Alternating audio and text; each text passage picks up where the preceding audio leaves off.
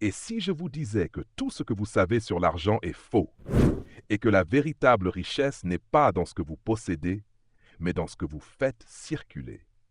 Restez avec moi, vous ne verrez plus jamais l'argent de la même manière. Vous êtes-vous déjà demandé combien d'argent vous pourriez accumuler au cours de votre vie? Ce chiffre vous paraît-il clair, précis? Peut-être que vous avez une idée de ce que vous souhaitez, mais avez-vous déjà pris un moment pour réfléchir à ce qui vous empêche de l'atteindre? Imaginez que vous soyez à un croisement, une décision à prendre, un choix qui pourrait changer radicalement la trajectoire de votre existence. À droite, un chemin bien balisé, travailler, économiser, accumuler. À gauche, un autre, plus risqué, mais aussi plus audacieux. Investir, faire travailler votre argent, entrer dans un monde où la richesse ne se mesure plus par ce que vous possédez, mais par ce que vous contrôlez. Mais quelle voie choisir? Comment, au fond, savoir si ce que vous avez appris sur l'argent est vraiment la vérité? La plupart d'entre nous, même les plus déterminés, se retrouvent coincés dans une vie de classe moyenne, à jongler entre les factures, les projets inachevés et les rêves trop grands pour leur compte en banque. Et je vais vous dire quelque chose que peu de gens osent avouer. Tout ça, c'est une illusion.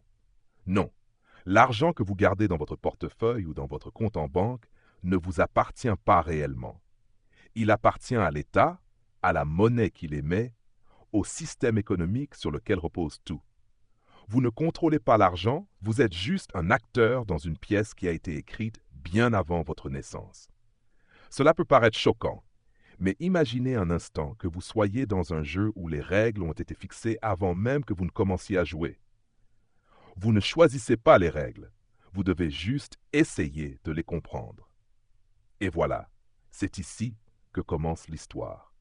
Car une fois que vous comprenez que l'argent n'est qu'une illusion de contrôle, vous pouvez commencer à reprendre votre place dans ce système, mais cette fois pour jouer à un tout autre jeu, un jeu où l'argent travaille pour vous plutôt que l'inverse.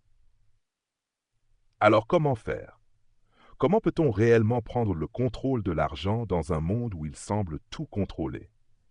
La réponse ne réside pas dans le fait d'économiser encore et encore. Ce n'est pas la route des gens qui réussissent. Non, les plus riches savent quelque chose que la majorité ignore. Ils ne détiennent pas d'argent, ils le contrôlent. Ils utilisent des stratégies financières que vous ne connaissez même pas. Il ne s'agit pas d'avoir de l'argent sur soi, il s'agit de le faire circuler, de le faire travailler pour vous, d'investir intelligemment, d'avoir des actifs qui vous rapportent chaque jour. Vous vous demandez probablement, mais comment faire? Vous êtes-vous déjà demandé pourquoi les grandes fortunes se construisent souvent non pas à travers le travail acharné seul, mais par la gestion de l'argent et des investissements? Vous croyez peut-être que le simple fait d'économiser pendant des années vous rendra riche, mais la vérité est bien différente. L'argent doit être en mouvement. Il doit circuler, être investi dans des actifs, être utilisé pour générer plus d'argent. Les milliardaires, comme Bernard Arnault ou François Pinault, ne gardent pas leur argent sous forme liquide. Non. Ils le placent dans des actifs qui prennent de la valeur, dans des entreprises qui prospèrent, dans des propriétés qui génèrent des loyers. Leur secret n'est pas dans la possession de l'argent, mais dans l'utilisation de ce dernier pour créer encore plus de richesses. Mais avant de vous dire comment vous pouvez aussi réussir, laissez-moi vous poser une question. Imaginez que vous ayez une somme d'argent importante entre vos mains. Que feriez-vous? La garderiez-vous pour vous en espérant qu'elle ne perde pas de valeur? Ou décideriez-vous de l'investir, d'en faire un levier pour créer de la richesse? Vous voyez, la plupart des gens choisissent la première option parce qu'ils ont peur de l'inconnu, de prendre des risques. Mais ce sont ceux qui choisissent la deuxième option qui deviennent véritablement riches. Je vais vous confier un secret. Si vous ne savez pas comment l'argent fonctionne, vous resterez toujours un simple spectateur dans cette pièce. Si vous ne comprenez pas comment il circule, vous ne saurez jamais comment en tirer parti.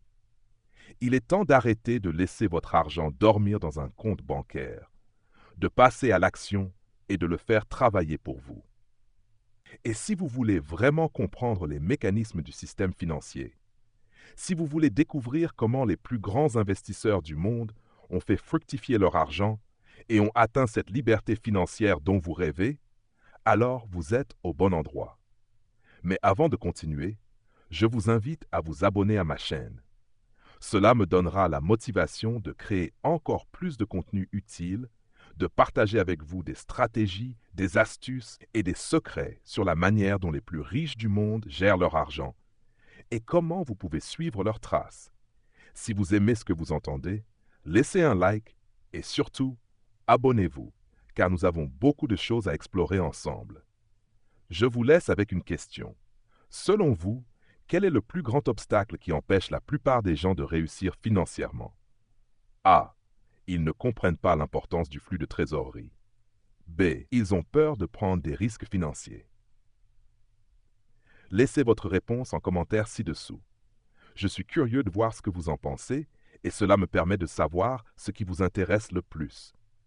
Merci de m'avoir écouté et n'oubliez pas, c'est en prenant le contrôle de votre argent que vous commencerez à réellement le faire travailler pour vous. Il y a quelques années, j'ai eu une conversation avec un ami qui m'a profondément marqué.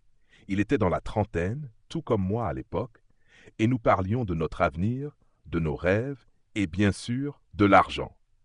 En rigolant, il m'a dit « Tu sais, je rêve de pouvoir être riche un jour, de gagner de l'argent, d'avoir la liberté financière. Mais je me demande combien de temps faut-il pour vraiment y arriver. » Et je me souviens avoir répondu, un peu à la légère, que la richesse n'était pas juste une question de temps. C'est ce moment qui a marqué le début de mon éveil sur un point fondamental que je ne comprenais pas encore à l'époque. Ce qu'il m'a dit ensuite m'a frappé en plein cœur. L'argent n'est jamais réellement à nous. Cela m'a dérouté. Comment? L'argent que je gagne, mes économies ne m'appartiennent pas? C'est une pensée qui m'a perturbé. Comment cela peut-il être possible? Après tout, il est sur mon compte, sous mon nom, je suis celui qui décide ce que j'en fais. Alors, pourquoi dit-on que l'argent n'appartient jamais à nous? Plus je réfléchissais, plus je comprenais que c'était là un principe fondamental qu'on m'avait caché, une vérité qu'on ne m'avait jamais apprise à l'école, ni même dans les livres d'économie. L'argent appartient au système. Il appartient au pays qui l'émet, à la monnaie que nous utilisons, et il existe une dynamique qui dépasse largement l'individu. Nous vivons tous dans un système économique où l'argent n'est qu'un moyen d'échange, une illusion de contrôle, une représentation numérique de la valeur. Et ce contrôle que nous croyons avoir sur l'argent est en réalité un mirage. Regardez autour de vous. La plupart des gens vivent dans une quête sans fin pour économiser, accumuler et tenter de posséder toujours plus d'argent. Mais au fond, qu'est-ce que l'on possède réellement? Rien, à part une simple promesse de valeur que le système financier et l'État ont créée. Nous pensons que notre argent est à nous, qu'il peut nous garantir la sécurité. Mais en réalité, il n'appartient qu'à un seul groupe. Ceux qui contrôlent la monnaie, qui contrôlent les institutions financières, qui maîtrisent les règles du jeu. Et les autres, ceux comme vous et moi, nous sommes là pour jouer, pour suivre les règles. Mais comprendre cette vérité, c'est comprendre comment utiliser ces règles à notre avantage. Je vais vous expliquer quelque chose qui pourrait paraître étrange au début, mais qui a changé ma façon de voir les choses. Nous vivons dans un monde où la richesse véritable n'est pas celle que l'on possède, mais celle que l'on peut utiliser. Ceux qui réussissent financièrement ne gardent pas simplement leur argent dans un coffre-fort. Non, ils l'utilisent, ils le font circuler. Ils le placent dans des investissements, des actions, des biens qui génèrent davantage de richesse. Et c'est là que tout se joue. Il y a un principe simple mais puissant que j'ai découvert au fil du temps. L'argent doit être mis au travail. Vous devez le faire circuler, le faire croître, le transformer en actif. Quand vous comprenez que l'argent n'est qu'une forme de pouvoir, une ressource, vous commencez à comprendre qu'il faut d'abord en faire usage pour qu'il vous appartienne réellement. Ce n'est pas le fait d'avoir des milliers d'euros dans un compte bancaire qui vous rendra riche. Non, ce qui vous rendra riche, c'est d'utiliser ces milliers d'euros pour créer plus de valeur. Je me souviens de ce moment où j'ai vu pour la première fois un investisseur expérimenté en action. Un entrepreneur français, très respecté dans son domaine, m'a montré comment il utilisait ses revenus pour acheter de l'immobilier, puis comment ses investissements généraient des loyers mensuels qui lui permettaient non seulement de couvrir ses dépenses, mais aussi de réinvestir davantage pour créer un cercle vertueux. Cet homme m'a expliqué que la clé de son succès n'était pas de posséder des biens, mais de savoir faire en sorte que ces biens lui rapportent constamment. L'argent, pour lui, n'était pas un bien statique. C'était une ressource fluide, une énergie qu'il savait canaliser à son avantage. C'est à ce moment-là que j'ai compris. L'argent ne vous appartient pas tant qu'il ne circule pas. Il doit être utilisé, investi, mis en mouvement. Ce n'est pas un simple échange de monnaie, mais une gestion dynamique d'actifs. Et c'est ce que les plus riches du monde font. Ils n'accumulent pas de l'argent sous forme liquide, ils l'investissent. Ils le placent dans des véhicules qui créent de la valeur au fil du temps. Dans mon propre parcours, j'ai eu l'opportunité de faire mes premiers pas dans l'investissement immobilier, de comprendre cette mécanique subtile. Lorsque j'ai acheté mon premier bien, j'ai été confronté à cette décision. Garder l'argent sous forme de liquide sur un compte bancaire ou investir dans un actif qui me rapporterait plus. J'ai choisi la deuxième option, et ce fut l'une des décisions les plus marquantes de ma vie. Le simple fait d'avoir investi m'a permis de comprendre que l'argent est réellement un outil, un moyen et non une fin en soi. L'argent utilisé correctement devient une clé pour ouvrir les portes de la richesse. Alors, si vous avez l'impression que votre argent vous échappe, que vous ne pouvez pas en faire ce que vous souhaitez, il est temps de changer de perspective. Ce n'est pas vous qui possédez l'argent, c'est l'argent qui doit travailler pour vous. Le véritable secret réside dans le fait de comprendre que vous n'êtes pas là pour accumuler des ressources, mais pour savoir comment les faire circuler dans le monde. Le secret des riches, c'est qu'ils n'ont pas peur de faire circuler leur argent, de le laisser se multiplier. Ceux qui n'y parviennent pas restent figés dans l'idée que l'argent doit être mis à l'abri. Je vous invite à réfléchir. Vous avez un choix. Le choix de voir l'argent comme un bien à accumuler ou comme un flux constant qui travaille pour vous. Dans quel camp allez-vous vous situer? N'oubliez pas que tant que vous gardez l'argent dans votre portefeuille, vous ne le contrôlez pas. C'est seulement quand vous lui permettez de circuler et de créer de la valeur qu'il commence à vous appartenir vraiment. L'argent n'est pas votre ennemi. Il n'est pas là pour vous contrôler. C'est vous qui devez le maîtriser. Et c'est ce que les plus grands investisseurs, ceux qui ont compris cette vérité, font chaque jour.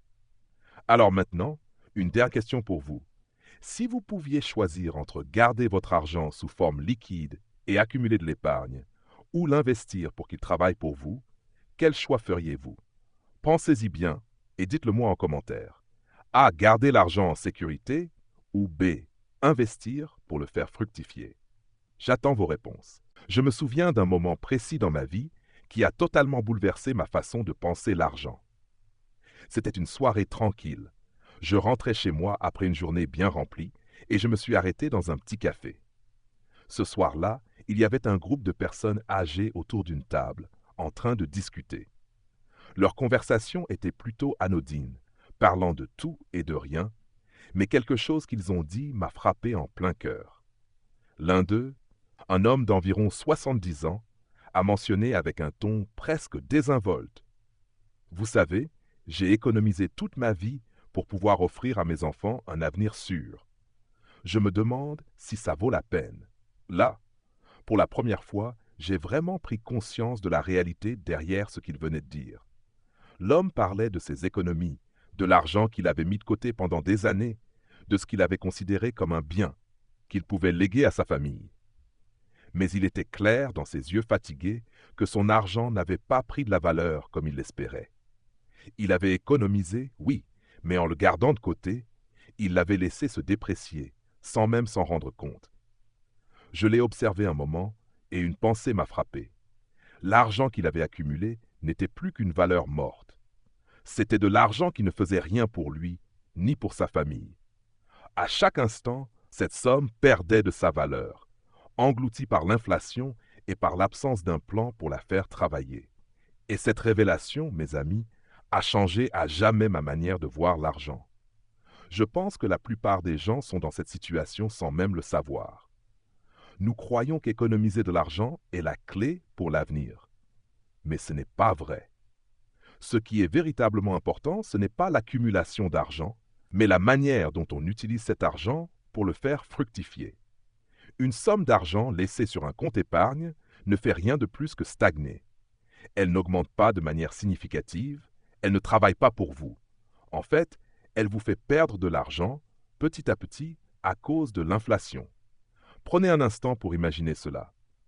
Vous avez 10 000 € sur votre compte en banque. Vous ne faites rien avec cet argent, vous le laissez dormir. Chaque année, avec l'inflation, la valeur de ces 10 000 € baisse. Peut-être que vous ne le remarquez pas immédiatement, mais au bout de 5 ou 10 ans, ce qui semblait être une somme importante n'aura plus la même valeur. Il ne vous permettra pas de réaliser ce que vous espériez. C'est comme si vous aviez laissé votre argent mourir lentement. Et c'est là que réside l'énorme différence entre ceux qui réussissent financièrement et ceux qui restent coincés dans ce cycle de stagnation. Les riches, ceux qui savent réellement comment gérer l'argent, ne le laissent jamais dormir. Au contraire, ils trouvent toujours des moyens d'investir, de faire circuler cet argent, de le transformer en actifs qui génèrent de la richesse. Que ce soit à travers l'immobilier, les actions ou d'autres formes d'investissement, ils comprennent qu'il ne suffit pas de garder l'argent, il faut le faire travailler. Et ceux qui ne le font pas, qui conservent leur argent sur des comptes sans rendement, ne verront jamais leur fortune augmenter comme celle des plus riches. Je me souviens de ma propre expérience lorsque j'ai acheté ma première propriété. J'étais dans la même situation que beaucoup d'autres jeunes. Je venais de terminer mes études, je cherchais à économiser de l'argent pour pouvoir acheter un bien. Je croyais que c'était la seule chose à faire, garder de l'argent pour un jour réaliser un rêve. Mais petit à petit, j'ai compris que l'argent en soi ne crée rien. Ce qui crée de la richesse, ce sont les investissements intelligents. Acheter une maison, la louer et générer des loyers mensuels qui viennent non seulement rembourser mon emprunt, mais aussi créer un flux de trésorerie qui continue de croître. C'est là que l'argent commence réellement à travailler pour vous. C'est ce que l'on appelle l'argent vivant. Si vous ne comprenez pas cette différence entre l'argent mort et l'argent vivant, vous allez vous retrouver dans cette situation où vous travaillez dur pour accumuler des sommes d'argent, mais vous n'arrivez jamais à sortir de ce cycle. Vous aurez l'impression de gagner de l'argent, mais il restera toujours limité, toujours contraint. Tant que vous gardez cet argent sur un compte, vous perdez de la valeur chaque jour. Mais si vous l'utilisez pour créer de la valeur, il se multipliera. Voilà le secret des investisseurs et des entrepreneurs. Ils savent que l'argent est un outil, un moyen, pas une fin. L'argent n'est rien sans ce que vous en faites. Vous savez, il y a une phrase que j'ai entendue un jour et qui m'a marqué. L'argent qui ne travaille pas pour vous, travaille contre vous. Cette vérité m'a fait réfléchir à toutes les fois où j'ai mis de l'argent de côté sans vraiment savoir quoi en faire. J'avais une sécurité, mais elle n'avait pas de valeur réelle. C'est une illusion de sécurité que l'on crée lorsqu'on garde de l'argent sous forme de liquidité, en espérant que ça suffira. Il faut comprendre que l'argent que vous possédez doit être mis au travail. Si vous ne lui donnez pas de mission, il ne fera rien. Et pire encore, il vous échappe progressivement à chaque instant où il ne sert pas à créer plus de valeur. C'est pourquoi vous devez agir. Vous devez utiliser votre argent pour acquérir des biens qui génèrent un rendement, pour investir dans des actions qui prennent de la valeur, pour acheter des actifs qui vous rapportent. Ce n'est pas la quantité d'argent que vous avez qui compte, mais ce que vous en faites. Quand vous comprenez cela, vous êtes prêt à entrer dans le véritable jeu de la richesse. Vous cessez de vivre dans l'illusion que votre argent est sécurisé simplement parce qu'il est sur un compte bancaire. Vous commencez à comprendre que la vraie sécurité réside dans la manière dont vous gérez et utilisez votre argent. Si vous n'avez pas encore franchi ce pas, je vous encourage à commencer maintenant. Ne laissez pas votre argent mourir lentement dans un compte. Prenez le contrôle, investissez-le intelligemment et regardez-le croître, non seulement pour vous, mais aussi pour les générations futures. Le secret, mes amis, c'est de ne jamais laisser l'argent dormir. Faites-le travailler et vous verrez des résultats incroyables. Et maintenant, dites-moi, êtes-vous prêt à laisser votre argent travailler pour vous ou allez-vous continuer à le laisser dormir dans un compte? Laissez votre réponse dans les commentaires. A. Oui, je vais faire travailler mon argent ou B. Non, je préfère garder mon argent à l'abri. Partagez votre réponse avec nous. Je suis curieux de connaître votre point de vue. Il y a quelques années, j'ai eu l'opportunité de rencontrer un entrepreneur qui allait changer ma vision de l'argent et de l'investissement. Cet homme, un vétéran dans le domaine de l'immobilier, avait commencé avec très peu. Il n'avait pas hérité d'une fortune, ni été aidé par une richesse familiale. Mais à force de travail acharné et d'une compréhension profonde du système financier, il était devenu l'un des investisseurs les plus influents de la région. Il m'a pris sous son aile, m'offrant une perspective nouvelle sur l'utilisation de l'argent et plus particulièrement sur l'art de l'endettement. Oui, vous avez bien lu, l'endettement. Ce que j'avais toujours vu comme une malédiction, il me l'a présenté comme un véritable levier. Et c'est là que tout a changé pour moi. Je me souviens encore de cette première conversation où il m'a dit quelque chose que je n'oublierai jamais. L'argent ne travaille pas pour toi si tu ne sais pas comment le faire circuler. Mais encore plus important, tu n'as pas besoin d'être riche pour être riche. Il te suffit de savoir comment utiliser les autres ressources à ta disposition. Ces mots ont résonné en moi comme un éclair. Il m'expliqua ensuite que l'un des secrets les mieux gardés des plus grandes fortunes, c'était précisément l'utilisation de l'endettement à bon escient. Non pas comme un fardeau, mais comme un moyen d'aller plus loin, plus vite. Au début, j'étais sceptique. Comment l'endettement pourrait-il être une solution, un moyen d'accélérer ma richesse, si ce n'était pas une source de stress, de pression? Et pourtant, en y réfléchissant, je me rendais compte que c'était exactement ce que faisait ce type d'investisseur. Au lieu de laisser son capital s'endormir, il l'utilisait, il l'investissait dans des biens, des projets, des entreprises. Et surtout, il savait que l'argent qu'il empruntait ne lui coûtait rien tant qu'il l'utilisait pour générer davantage. Pour lui, l'endettement n'était pas un fardeau, mais une stratégie, un outil pour maximiser son retour sur investissement. Il m'a expliqué un exemple qui m'a éclairé. Prenez l'immobilier, par exemple. Disons que vous voulez acheter une propriété d'une valeur de 200 000 euros. Vous avez la possibilité d'emprunter l'argent nécessaire, disons 150 000 euros, auprès d'une banque.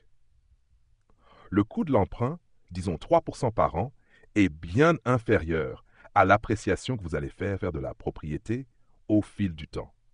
Si cette propriété prend de la valeur de 10% par an, vous allez gagner bien plus que ce que vous payez à la banque.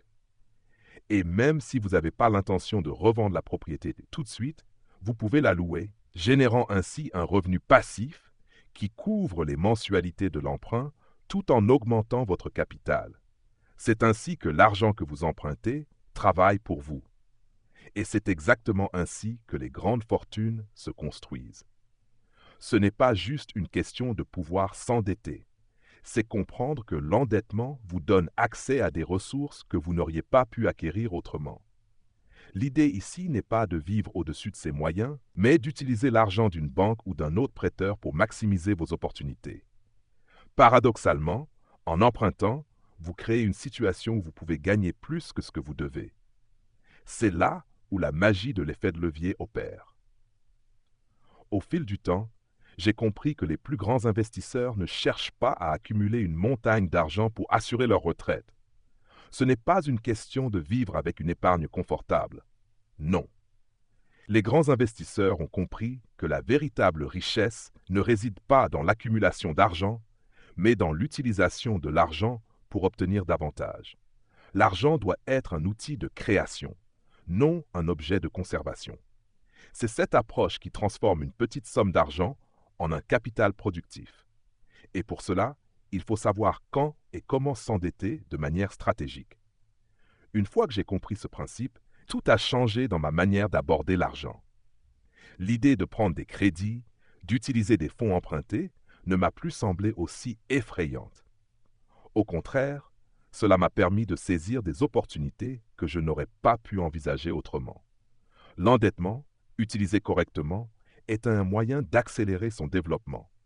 Il vous permet de mettre de l'argent dans des projets qui vous rapportent, de multiplier vos actifs, de prendre des positions que vous n'auriez pas pu prendre avec seulement vos ressources personnelles.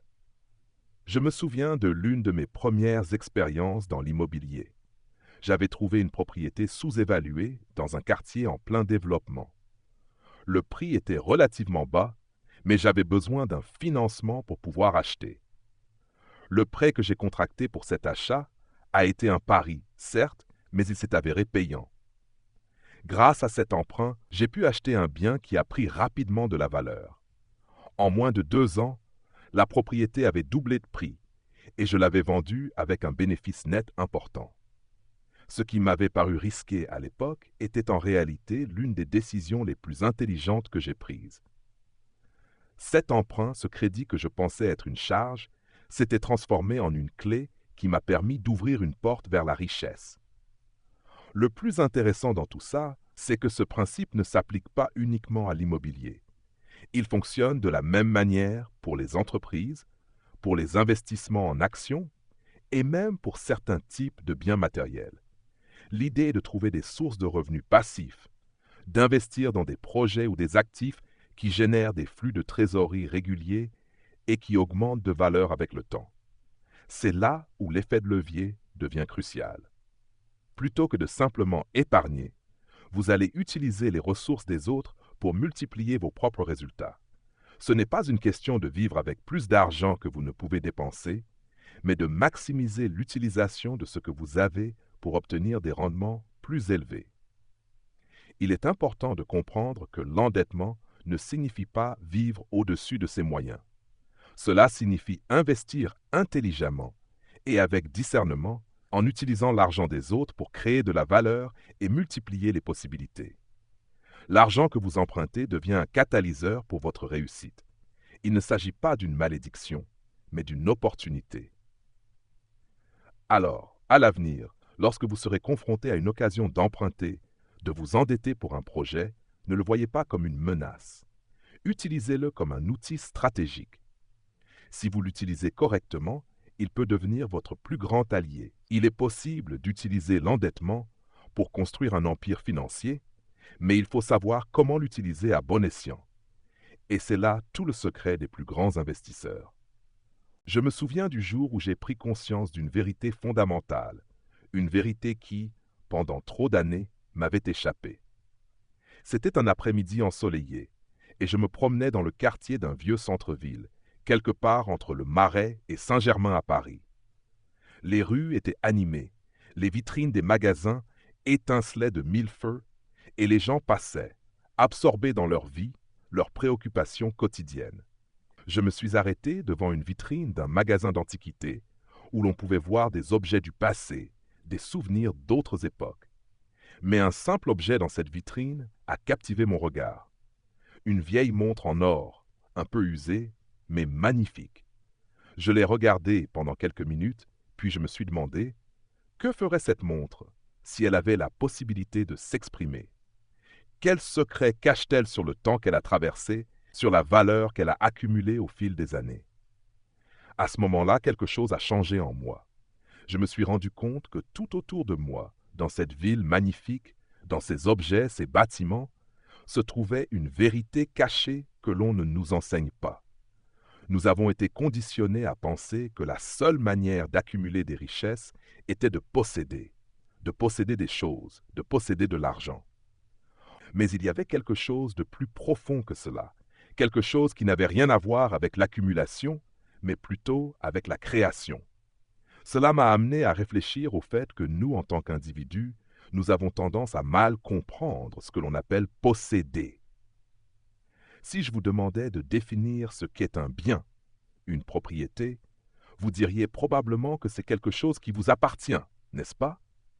Mais, et si je vous disais que ce n'est pas tout à fait le cas? Si vous regardez de plus près, vous constaterez que presque tout ce que vous appelez bien ou propriété appartient en réalité à un système bien plus vaste. Les terres, les maisons, l'argent dans votre portefeuille. Tout cela fait partie d'un système économique global, un réseau de ressources, une circulation de valeurs. Ce que nous appelons la propriété n'est en réalité qu'une illusion, une perception que l'on nous a inculquée. Pensez à l'immobilier, par exemple. Quand vous achetez une maison, vous ne faites qu'acquérir un droit d'utilisation, un droit d'occupation, mais ce n'est jamais entièrement vôtre. Pourquoi? Parce que cette propriété est soumise à des taxes, des lois et des régulations qui la contrôlent. En réalité, la seule chose qui vous appartient réellement, c'est l'utilisation que vous en faites. Cette maison, ce bien immobilier, ce sont des actifs qui n'ont de valeur réelle que lorsqu'ils sont utilisés pour générer quelque chose d'autre. L'argent que vous investissez dans ce bien n'est pas simplement un achat, c'est un transfert d'énergie, un moyen de faire circuler de la valeur. Au fil du temps, j'ai compris que ceux qui réussissent financièrement ne cherchent pas à posséder de la manière traditionnelle. Ils cherchent à utiliser les ressources qui leur sont disponibles pour créer davantage. C'est là que réside l'essence de la véritable richesse. Ce n'est pas le fait d'avoir des choses qui comptent, mais le fait de savoir utiliser ces choses pour faire croître encore plus de valeur. Que ce soit dans l'immobilier, les actions, les entreprises, ou même dans des investissements plus complexes comme les crypto-monnaies, tout se résume à une seule chose, la capacité à faire travailler ce que vous avez pour vous. Un exemple marquant pour moi a été celui de mon premier investissement dans des actions. À l'époque, je n'y connaissais pas grand-chose. J'avais entendu parler de la bourse, de ces gens qui devenaient riches en jouant sur les fluctuations du marché, mais je pensais que c'était un domaine réservé aux experts. Puis un jour, lors d'une conversation avec un collègue de travail, il m'a raconté comment il avait investi dans de petites entreprises technologiques qui, au départ, étaient inconnues, mais dont la valeur avait explosé. Et c'est là que tout a pris sens pour moi. Il m'a expliqué qu'il n'était pas intéressé par l'idée de simplement posséder des actions, mais qu'il était avant tout intéressé par l'utilisation de ces actions comme levier. Il investissait non pas dans les actions en elles-mêmes, mais dans leur potentiel à croître, à générer plus d'argent, à s'apprécier au fil du temps. J'ai alors décidé de suivre son exemple. J'ai commencé à investir de petites sommes dans des actions de société que je croyais avoir un fort potentiel de croissance. Rapidement, j'ai vu les résultats.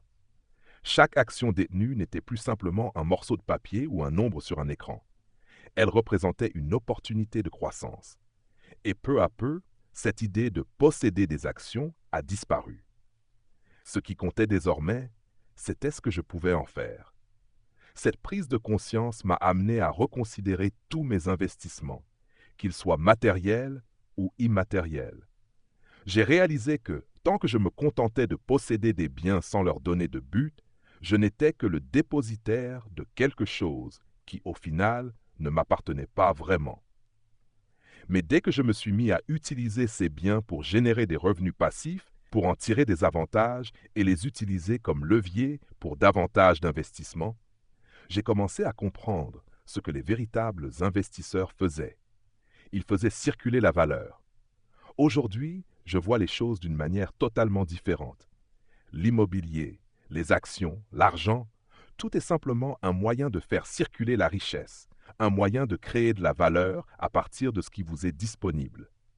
Mais cette richesse, cette valeur, n'est jamais vraiment sous votre contrôle, à moins que vous ne l'utilisiez de manière stratégique. L'idée de posséder quelque chose pour le simple plaisir de l'avoir est devenue obsolète. Ce qui compte aujourd'hui, c'est la capacité à comprendre et à utiliser ce que l'on possède pour générer plus. C'est ce qu'on appelle la création de richesse. Ce n'est qu'à partir du moment où j'ai adopté cette philosophie que ma relation avec l'argent a complètement changé. Je n'ai plus l'impression de posséder quoi que ce soit. Au lieu de cela, j'utilise les ressources à ma disposition pour faire croître ce que j'ai, pour créer de la valeur qui m'appartient vraiment. Et c'est ce que vous devez comprendre si vous voulez atteindre un niveau de richesse véritable. Ce n'est pas la possession qui compte, c'est l'utilisation intelligente de ce que vous avez. La prochaine fois que vous penserez à votre argent, à vos investissements, à vos biens, demandez-vous, Est-ce que je suis simplement en train de posséder ceci ou est-ce que je suis en train de l'utiliser pour générer plus de richesse? Si vous choisissez la deuxième option, alors vous êtes déjà sur la bonne voie. En rétrospective, il devient évident que l'argent n'est pas un simple outil de stockage de richesse, mais un catalyseur de croissance et de transformation. La manière dont nous comprenons et utilisons l'argent détermine en grande partie notre succès ou notre stagnation financière.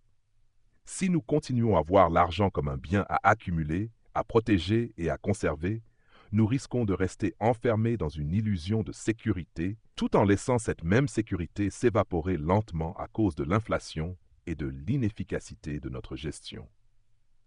Le véritable défi consiste à comprendre que l'argent, comme toute ressource, doit être utilisé pour générer davantage. Ce n'est pas la possession qui nous rend riches, mais la capacité à faire circuler l'argent, à l'investir de manière stratégique pour qu'il génère des rendements. Que ce soit dans l'immobilier, les actions, les entreprises ou même les investissements alternatifs comme les crypto-monnaies, le secret réside dans la manière dont vous faites travailler votre argent pour vous. Nous avons souvent tendance à voir l'argent comme une fin en soi, un objectif à atteindre. Mais ce qu'il faut comprendre, c'est que l'argent n'a de valeur réelle que lorsqu'il génère quelque chose de plus grand. Ce n'est pas ce que vous possédez, mais ce que vous faites de ce que vous avez qui fera toute la différence. En d'autres termes, l'argent que vous accumulez ne sert qu'à un but: être un levier pour de nouvelles opportunités, pour ouvrir des portes que vous n'auriez pas pu franchir autrement. Ce principe peut et doit être appliqué dans chaque aspect de notre vie financière. Par exemple, lorsque vous êtes face à une somme d'argent importante, ne vous demandez pas simplement comment la conserver, mais comment l'utiliser de manière à ce qu'elle se multiplie. L'endettement, loin d'être un fardeau, peut devenir un outil puissant si vous savez l'utiliser à bon escient. En empruntant de manière réfléchie, en investissant dans des actifs qui génèrent un retour sur investissement supérieur à l'intérêt que vous payez, vous créez de la richesse de manière exponentielle. Mais ce n'est pas qu'une question d'argent. L'idée de l'utilisation stratégique des ressources s'applique également à notre temps, nos compétences, nos connaissances. Tout cela doit être vu comme un investissement dans notre futur. Par exemple, l'investissement dans l'éducation et la formation continue nous permet d'accroître nos compétences et d'ouvrir de nouvelles portes professionnelles. De même, notre temps doit être géré de manière à ce qu'il produise des résultats concrets et durables. Le véritable secret du succès financier n'est donc pas d'amasser des biens matériels, mais de savoir utiliser les ressources disponibles de manière à générer davantage. L'argent, les biens et les compétences doivent être vus comme des moyens pour arriver à un objectif plus grand. Créer de la valeur, construire des actifs qui continueront à produire même après notre investissement initial. C'est ainsi que se construisent les grandes fortunes. Leçon à tirer. La clé pour réussir financièrement est de comprendre que l'argent n'est pas un bien à posséder, mais un moyen de faire croître ce que vous avez. Il faut savoir comment l'utiliser, l'investir intelligemment et surtout ne pas laisser l'argent stagner. Chaque euro, chaque minute, chaque compétence doit être un levier pour de nouvelles opportunités. Ceux qui réussissent ne sont pas ceux qui accumulent, mais ceux qui font circuler la richesse autour d'eux. Comment appliquer cela dans votre vie? Réfléchissez à chaque somme d'argent que vous avez. Comment pouvez-vous l'utiliser pour créer quelque chose de plus grand? N'ayez pas peur de vous endetter pour investir dans des projets qui vous rapporteront plus. Utilisez l'effet de levier à votre avantage. Développez vos compétences, investissez dans votre éducation et utilisez votre temps pour des projets qui vous rapporteront sur le long terme. Ne voyez pas les échecs comme des pertes, mais comme des opportunités d'apprendre et de faire mieux. Maintenant, je vous pose une question simple. Selon vous, quel est le meilleur moyen d'utiliser l'argent que vous gagnez? A. Le conserver pour votre sécurité ou B. L'investir pour le faire croître? Laissez votre réponse dans les commentaires et n'hésitez pas à partager votre point de vue avec la communauté. Si vous avez trouvé cette vidéo utile, je vous invite à vous abonner à ma chaîne pour plus de contenu sur la gestion de l'argent, l'investissement et l'entrepreneuriat. Et si vous souhaitez soutenir la chaîne pour que je puisse continuer à créer des vidéos intéressantes, n'hésitez pas à faire un don pour m'encourager à poursuivre ce travail. Merci pour votre attention. À très bientôt pour un prochain épisode.